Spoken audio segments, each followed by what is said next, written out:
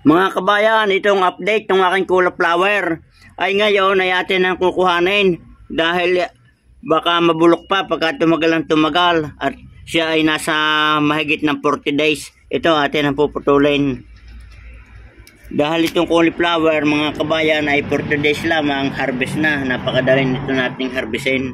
Yan, ito pa mga kabayan ng isa. Yan. At ito namang isang ito mga kabayan ay broccoli. Ito ay mas matagal harvestin. Ito ay mag-aantay ka ng 108 to 115 days o hanggang 150 days bago pa ito ma-harvest. Kita nyo wala pa siyang bulaklak. Yan.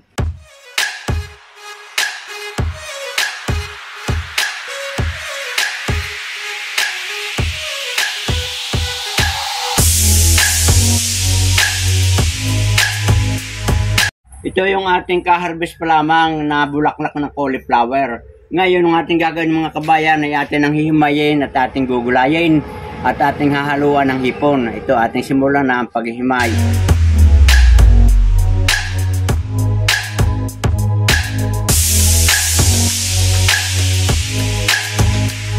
Yan, atin ang lilinisin mabuti. Saka natin sisigang at ating pakukuluan ng mga 1 minuto at kalahati bago natin ihalo sa sinigang na hipon.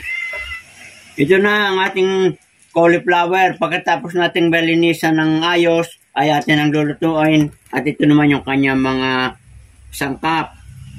Sasamahan natin ang hipon, green chili, sampalok, red onion, garlic, at saka itong isang kutsarita ng ating black pepper at asin. So yan, natin ang pakukuluan ng 1 minuto ito para madaling maluto. Isasama natin sa hipon.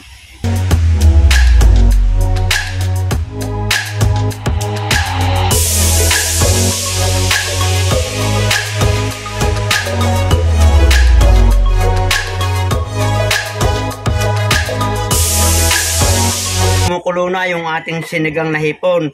Kaya ito wala tayong halo ng mga ibang mga cooking oil. Ay hindi, iwas po muna ako doon at ako ay medyo senior na, kailangan iwas tayo sa matataba. At ito ating lalagyan ng pangpaasim. Ito yung aking sampalok, inilaga ko na para hindi sumama yung buto at balat. Ito sasalain natin. Pero atin din tatansyahin ng asim, baka maparami.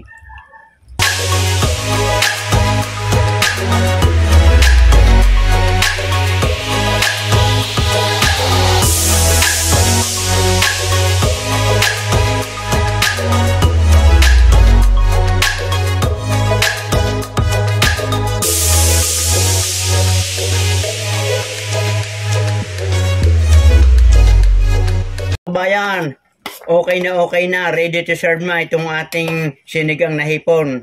Napakasarap ng ating ginawang pagkaluto at natural, walang halong mga cooking oil.